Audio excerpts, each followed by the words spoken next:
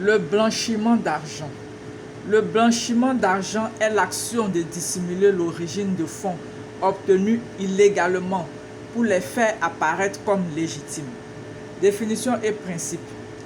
Le blanchiment d'argent consiste à transformer de l'argent sale, issu d'activités criminelles, trafic de drogue, armes, êtres humains, extorsion, en argent propre pouvant être utilisé légalement sans éveiller les soupçons des autorités.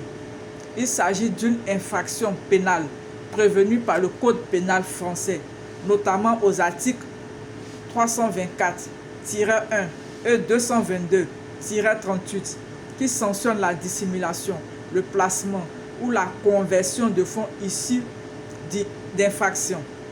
Historique et origine du terme. Le terme blanchiment provient de la métaphore de rendre l'argent illégal propre.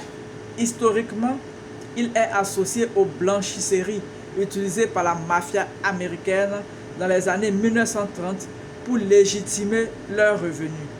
L'affaire du Watergate a également popularisé le terme dans un contexte politique, révélant la dissimulation de fonds illégaux pour financer des campagnes électorales. Technique de blanchiment.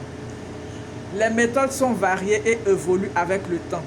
Elles incluent placement, introduction de l'argent dans le système financier via des banques, sociétés, écrans ou casinos. Empilement, multiplication des transactions pour masquer l'origine des fonds.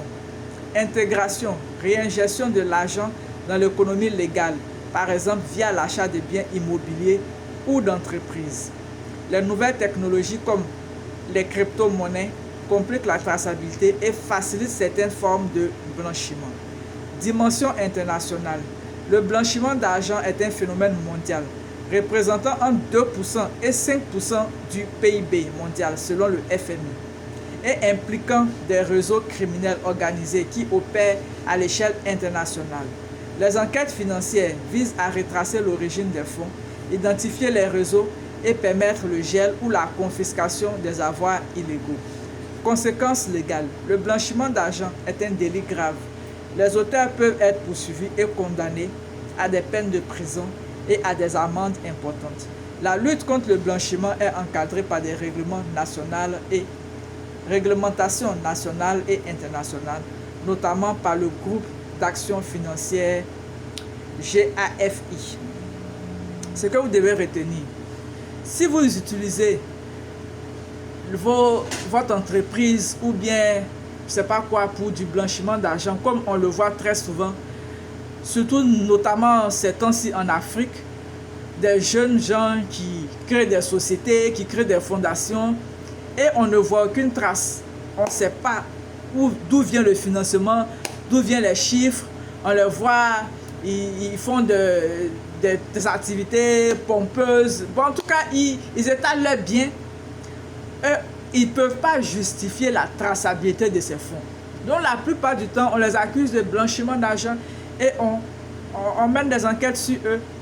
Donc vraiment, faites attention parce qu'à partir du moment où vous dites que vous avez des millions, on doit pouvoir savoir où vous avez enlevé vos millions. Vous ne pouvez pas du jour au lendemain venir dire que vous êtes milliardaire, vous êtes en train de fêter vos millions, sans toutefois pouvoir montrer la preuve de ces millions que vous êtes en train de fêter. Sachez que les gens sont là pour lutter contre le blanchiment d'argent.